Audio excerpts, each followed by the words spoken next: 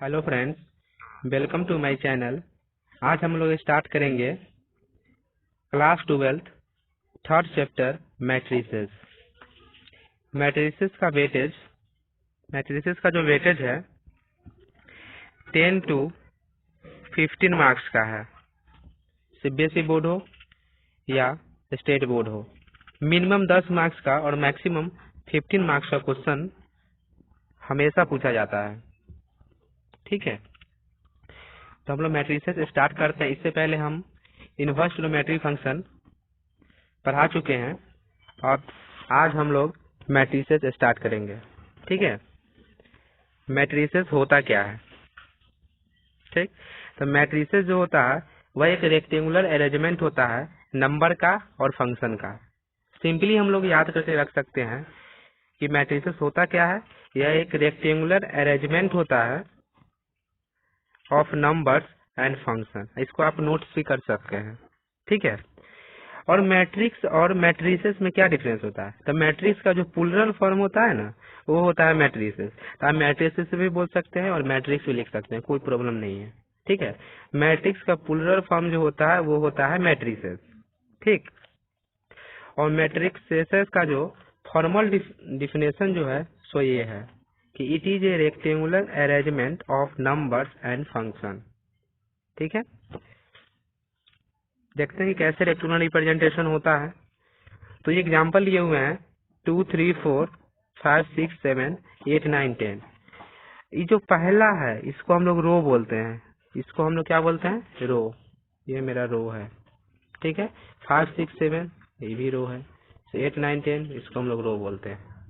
ये मेरा first row हुआ, फिर सेकेंड रो हुआ, ये मेरा थर्ड रो हुआ। ठीक है, अब कॉलम किसको बोलते हैं? तो कॉलम मेरा ये हुआ, इसको हम लोग कॉलम बोलते हैं। Column 1, column 2, column 3। ठीक है, तो कॉलम मेरा ये हो गया 2, 5, 8, 3, 6, 9, 4, 7, 10। ठीक है, तो आप समझ गए कि रो किसको बोलते हैं और कॉलम किसको बोलते हैं और मैट्रिसेस होता क्या है। ठीक है, सिंपली आप याद रख सकते हैं, इसको अच्छे से नोट्स कर लें। नेक्स्ट हम मूव करते हैं।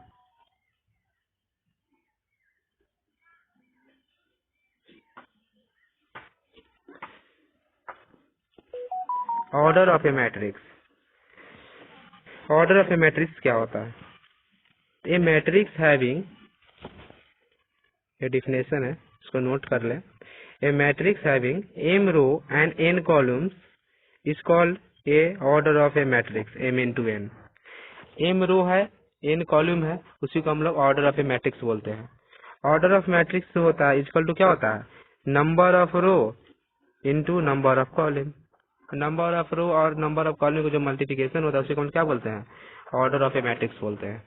ठीक है, इसमें एक मैट्रिक्स लिए, रेक्टेंगुलर रिप्रेजेंटेशन लिए 2, 3, 6, ये मेरा क्या है? रो है। 5, 7, 9 रो है। ठीक है, इसमें एक R1 है, एक R2 है। तो क्या हुआ ये? इसमें 2 रो हुआ, तो 2 गुने कॉलम कितना है? कॉलम मेरा एक एक ये हुआ 3, 7, 6, 9, 3, 2 into 3। नंबर ऑफ रो इसमें क्या हुआ? 2 हुआ। नंबर ऑफ कॉलम कितना हुआ? 3 हुआ। समझ गया क्या होता है? ऑर्डर ऑफ ए मैट्रिक्स होता है number of row into number of column. कोई भी मैट्रिक्स जो गिवन होता है और क्या होता है? m into n होता है। ठीक है, जहाँ m जो होता है मेरा रो होता है और n जो होता है मेरा कॉलम होता है। ठीक, तो मैट्रिक्स जो था इसमें कितना रो होता, कितना कॉलम था? तो 2 रो था और 3 कॉलम था। ठीक है,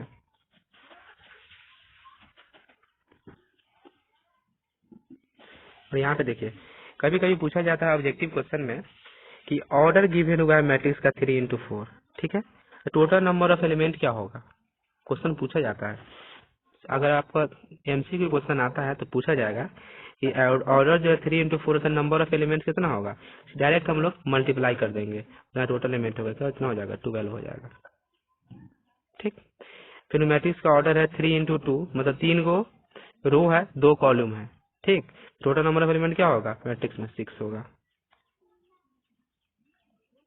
ठीक, तब समझ गए कि ऑर्डर ऑफ ए मैट्रिक्स क्या होता है, number of row into number of column होता है, उसी को हम लोग ऑर्डर ऑफ ए मैट्रिक्स बोलते हैं। ठीक है,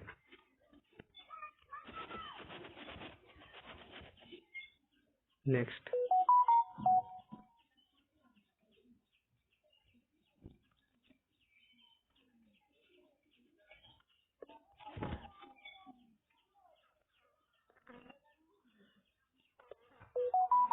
टाइप्स ऑफ मैट्रिसेस।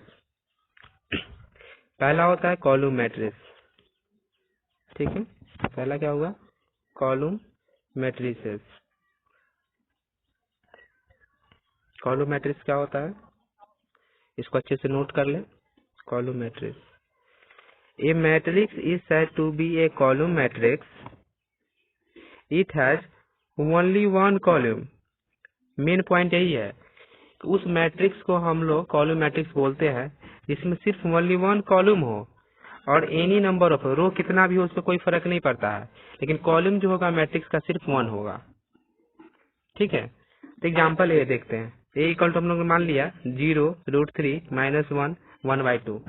ये मेरा क्या है, कॉलम मेरा कितना है 1 है, कॉलम मेरा क्या है 1 है, रो कितना है 4।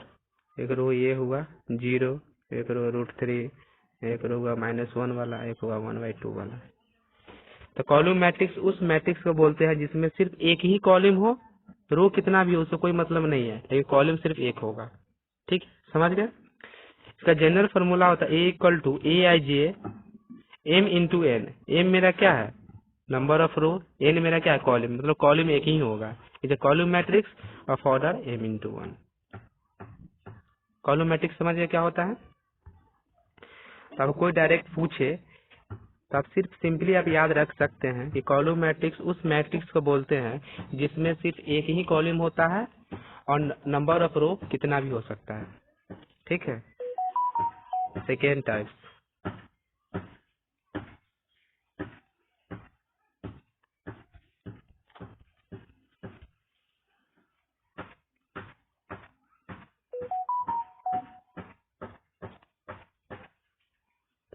Row matrix.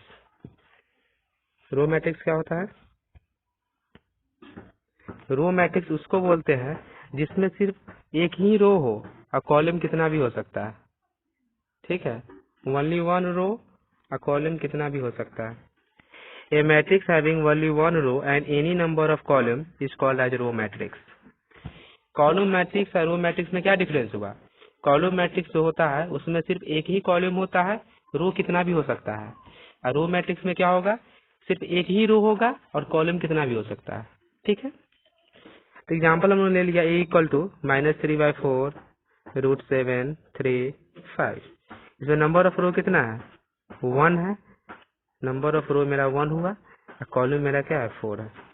ठीक है, तो रो मैट्रिक्स हो गया। जनरल फॉर्मूला होता है इसका ए इक्वल टू AIJ 1×n। 1 में इतना मतलब क्या हुआ, रो मेरा फिक्स हो गया 1, कॉलम n है, कॉलम कितने भी हो सकता है, ऑर्डर क्या हो गया 1×n।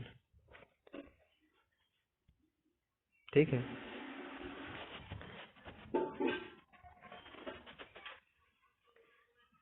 नेक्स्ट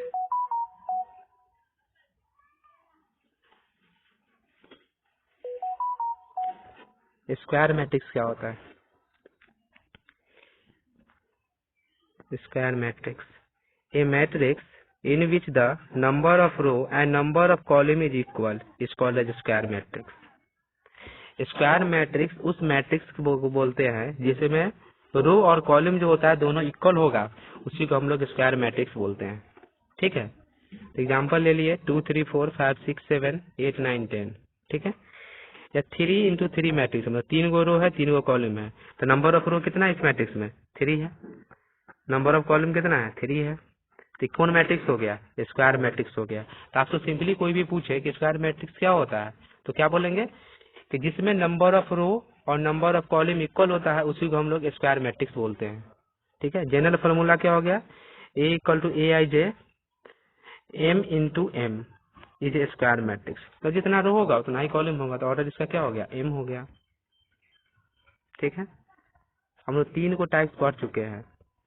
पहला पढ़े कॉलम मैट्रिक्स। कॉलम मैट्रिक्स क्या होता है, जिसमें सिर्फ एक ही कॉलम हो और रो कितना भी हो सकता है, उसे कॉलम मैट्रिक्स बोलते हैं।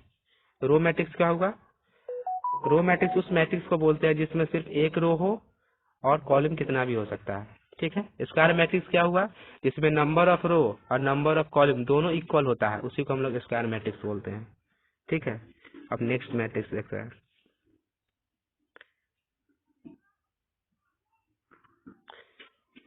अब कौन सा मैट्रिक्स है, डायगोनल मैट्रिक्स।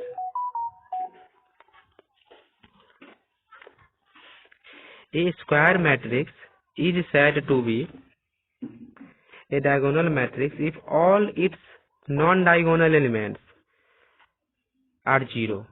मतलब डायगोनल एलिमेंट को छोड़ के सारा एलिमेंट जीरो है, उसी को हम लोग डायगोनल एलिमेंट्स बोलते हैं। एग्जाम्पल देखिए, 1 0 0 0 3 6 0 3 6 0 0 6। ठीक है, ये 3 इंटू 3 हुआ। ठीक है, तो क्योंकि ये स्क्वायर मैट्रिक्स होता है, तो 1 3 6 ये जो मेरा होता है ना, ये वाला, इसी को हम लोग बोलते हैं डायगोनल एलिमेंट्स।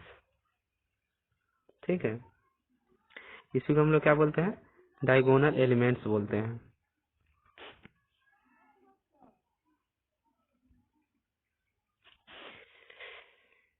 डायगोनल एलिमेंट्स हो गया। डायगोनल एलिमेंट्स क्या हो गया, A equal to diagonal element 1 3 6। ठीक है, तो डायगोनल एलिमेंट्स उस एलिमेंट को बोलते हैं जिसमें डायगोनल एलिमेंट्स को छोड़ के सारा एलिमेंट जीरो हो, उसी को डायगोनल एलिमेंट्स बोलते हैं। इसी को हम लोग डायगोनल बोलते हैं। ठीक है, इसको अच्छे से नोट्स कर ले।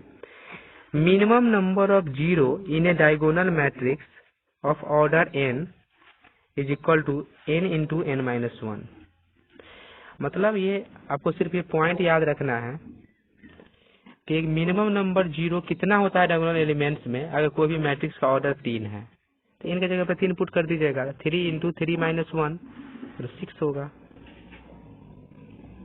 ठीक है, अगर दो डायगोनल एलिमेंट्स ए और बी, उसका अगर मल्टीप्लिकेशन करके डायगोनल एलिमेंट्स आएगा a1 a2 a3, दूसरा होगा diagonal elements b1 b2 b3 is equal to क्या हो गया, diagonal a1 b1 a2 b2 a3 b3, इसको लिख सकते हैं ऐसा।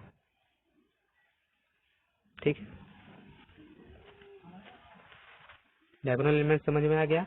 मतलब जो डायगोनल एलिमेंट्स है उसको छोड़ के सारा एलिमेंट्स उसमें जीरो होना चाहिए, उसी को हम लोग क्या बोलते हैं, डायगोनल एलिमेंट्स बोलते हैं।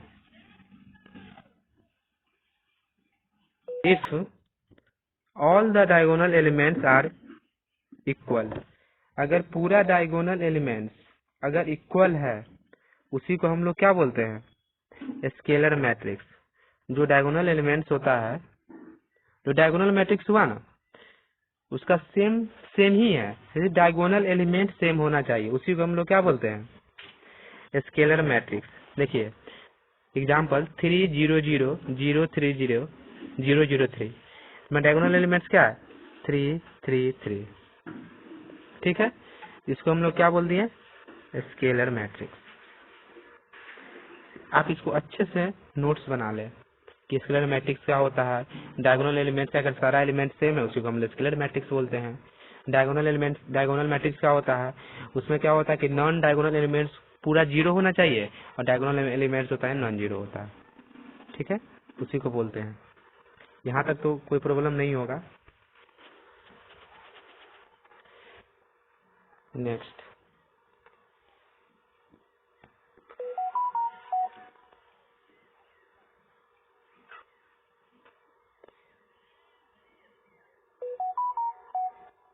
Identity matrix. A square matrix in which all the diagonal elements are 1।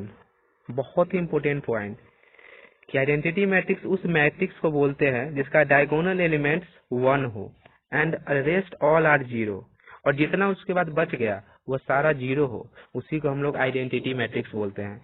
Identity matrix को हम लोग आई से रिप्रेजेंट करते हैं। ठीक है, यहाँ ए इक्वल टू क्या हुआ, 1 0 0 0 1 0 0 0 1, ये मेरा क्या है, आइडेंटिटी मैट्रिक्स है। आइडेंटिटी मैट्रिक्स का जो डिटर्मिनेंट भी होता है वो भी 1 होता है। ठीक है, तो आइडेंटिटी मैट्रिक्स होता क्या है, इसका डायगोनल एलिमेंट जो हो वह पूरा 1 हो, और जितना उसके बाद जो रेस्ट एलिमेंट होता है वह 0 हो, उसी को हम लोग डायगोनल एलिमेंट्स बोलते हैं। उसी को हम लोग क्या बोलते हैं, आइडेंटिटी मैट्रिक्स बोलते हैं। ठीक है, next type,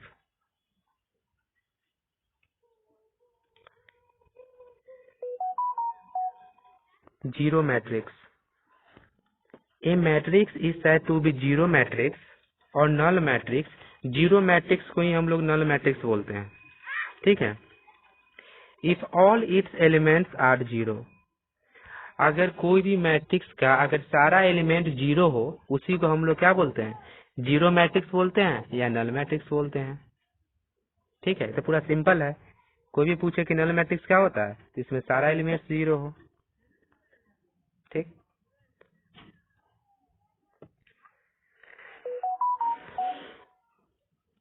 next type,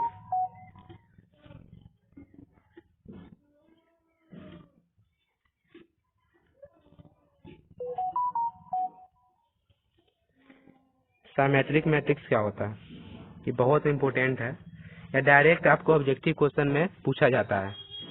A square matrix is said to be symmetric matrix if A transpose equal to A. आप सिर्फ यही याद रखें कि A transpose equal to A होता है, उसी को हम लोग साइमेट्रिक मैट्रिक्स बोलते हैं। ठीक, ट्रांसपोज कैसे करते हैं, तो रो को कॉलम में चेंज कर देते हैं, कॉलम को रो में चेंज कर देते हैं, उसी को हम लोग क्या बोलते हैं, ट्रांसपोज मैट्रिक्स। ठीक है, तो कोई पूछे कि साइमेट्रिक मैट्रिक्स क्या होता है, तो ए का ट्रांसपोज अगर ए के इक्वल आ गया तो साइमेट्रिक मैट्रिक्स हुआ। तो ट्रांसपोज कैसे करते हैं, तो if in transpose matrix the row and column are interchange, column को रो में कन्वर्ट कर दीजिए और रो को कॉलम बना दीजिए, उसी को हम लोग बोलते हैं ट्रांसपोज। जैसे एग्जांपल देखते हैं, देखिए ए इक्वल टू मैट्रिक्स गिवन है 1 2 3, ठीक है, 2 4 5 3 5 6, 3 इंटू 3 मैट्रिक्स है, 3 गो रो है 3 कॉलम है, ट्रांसपोज करते हैं। तो ये जो मेरा रो है 1 2 3 है ना, ये मेरा कॉलम बन जाएगा। देखिए 1 2 3 है, तो ये मेरा कॉलम, ये जो मैट्रिक्स है ये आ गया 1 2 3। ठीक, और ये वाला जो है 2 4 5, ये जो रो है मेरा वो यहाँ पे कॉलम बन गया, पूरा क्लियर विजुअल है। जो 3 5 6 जो है रो, ये कॉलम बन गया। तो रो को हम लोग क्या कर दिए, कॉलम में कन्वर्ट कर दिए, तो ये ट्रांसपोज हो गया। तो यहाँ पे हम देख रहे हैं कि ए जितना जो था ट्रांसपोज करने के बाद भी वो सेम ही एलिमेंट्स आ रहा है, इसका मतलब ए इक्वल टू ए ट्रांसपोज हुआ, मतलब ये साइमेट्रिक मैट्रिक्स है। ठीक, तो साइमेट्रिक मैट्रिक्स उस मैट्रिक्स को बोलते हैं जिसको ट्रांसपोज करने के बाद भी वह सेम ही रह जाए, कोई ट्रांसपोज करने से कोई फर्क नहीं पड़े, उसी को हम लोग क्या बोलते हैं, साइमेट्रिक मैट्रिक्स बोलते हैं। ठीक है,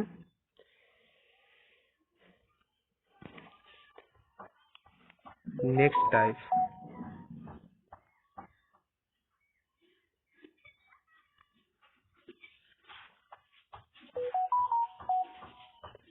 skew symmetric matrix. A square matrix is said to be a skew symmetric matrix if A का ट्रांसपोज इक्वल टू -A। पूरा साइमेट्रिक मैट्रिक्स का कॉपी ही है, सिर्फ इसमें हो क्या जाता है, साइमेट्रिक मैट्रिक्स में क्या होता है, अगर ट्रांसपोज करते हैं तो वह A के इक्वल आता है। ठीक है, A के इक्वल आता है तो उसको बोलते हैं।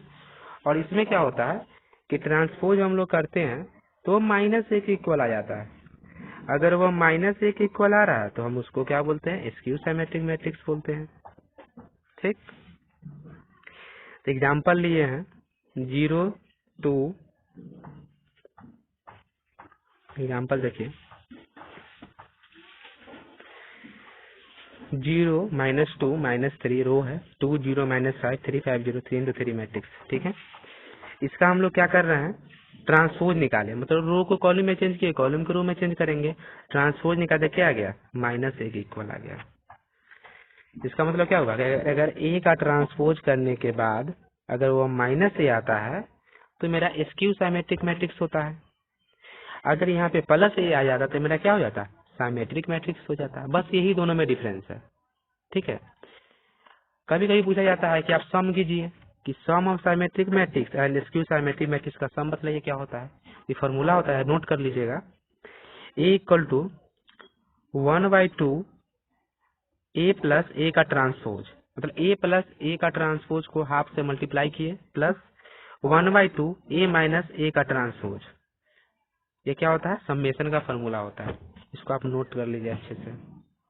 ठीक है, कभी कभी पूछता है कि आप बतलाइए कि साइमेट्रिक मैट्रिक्स और स्क्यू साइमेट्रिक मैट्रिक्स का समेशन क्या होगा, तो आप इसको आराम से, अगर फॉर्मूला याद है तो आप लगा सकते हैं।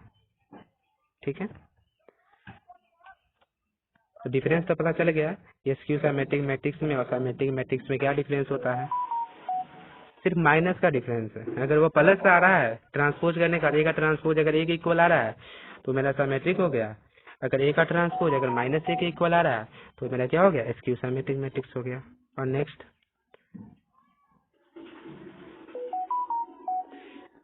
Orthogonal matrix.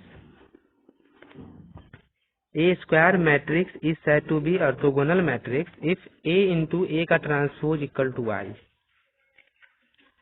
जो मैट्रिक्स ए गिवन है और उसी मैट्रिक्स को अगर ट्रांसपोज कर दे और दोनों का अगर मल्टीप्लाई करते हैं तो वो अगर आइडेंटिटी मैट्रिक्स के इक्वल आ गया, उसी को हम लोग ऑर्थोगोनल मैट्रिक्स बोलते हैं। ठीक है, आइडेंटिटी मैट्रिक्स समझ गए, मतलब डायगोनल एलिमेंट्स उसका सारा 1 होना चाहिए। ठीक है, मतलब उसका डिटर्मिनेंट अगर निकाले तो वो 1 आना चाहिए। तो मेरा ए गिवन है 1/3 मल्टीप्लिकेशन में, और 1 2 2 2 1 -2 -2 2 -1। इसका हम ट्रांसपोज निकालें, ट्रांसपोज क्या हो जाएगा, 1/3 रो को कॉलम में कर देंगे, कॉलम को रो में कर देंगे, उसी को ट्रांसपोज बोलते हैं। तो ट्रांसपोज निकाल लिए। ठीक, अब ए और ए के ट्रांसपोज दोनों का अगर मल्टीप्लाई करते हैं तो मेरा आ जाता है आइडेंटिटी मैट्रिक्स। ठीक है, इसको हम लोग क्या बोलेंगे, अगर ए का जो मैट्रिक्स था उसका ट्रांसपोज करके अगर दोनों को गुना करे, अगर वह आई के इक्वल आ जाए, उसी को हम लोग क्या बोलते हैं, ऑर्थोगोनल मैट्रिक्स बोलते हैं। ठीक है, तो इतना ही मेरा टाइप्स पढ़ना है क्लास 12th में। यह आपका स्टेट बोर्ड हो, कोई भी स्टेट बोर्ड हो या सीबीएसई बोर्ड हो, आपको इसके लिए बहुत ही इम्पोर्टेंट है। यह मिनिमम 10 मार्क्स का और मैक्सिमम 15 मार्क्स का क्वेश्चन हर एक साल पूछा जाता है। अब बहुत ही एक इजी टॉपिक है, आप इसको अच्छे से समझ गए ना तो इसको पूरा इजी में सोल्व कर सकते हैं। ठीक है, इससे पहले हम इनवर्स ट्रिग्नोमेट्री पढ़ा चुके हैं, आप वो भी देख सकते हैं वीडियो। अगर आपको ये वीडियो अच्छा लगा तो आप इस चैनल को सब्सक्राइब करें और शेयर करें अपने दोस्तों के साथ। ठीक है, और नेक्स्ट वीडियो में हम लोग इसका क्या सोल्व करेंगे, एग्जाम्पल सोल्व करेंगे, और इसको कैसे सोल्व करते हैं रियल लाइफ में वो भी इसका बतलाएंगे। ठीक है, और हम लोग फुल्ली एनसीईआरटी सोल्व करेंगे। ठीक है, और जो भी वीवीआई क्वेश्चन होगा बोर्ड का प्रीवियस ईयर पूछा हुआ है उसको भी सोल्व करेंगे। ठीक है, थैंक यू फॉर वॉचिंग।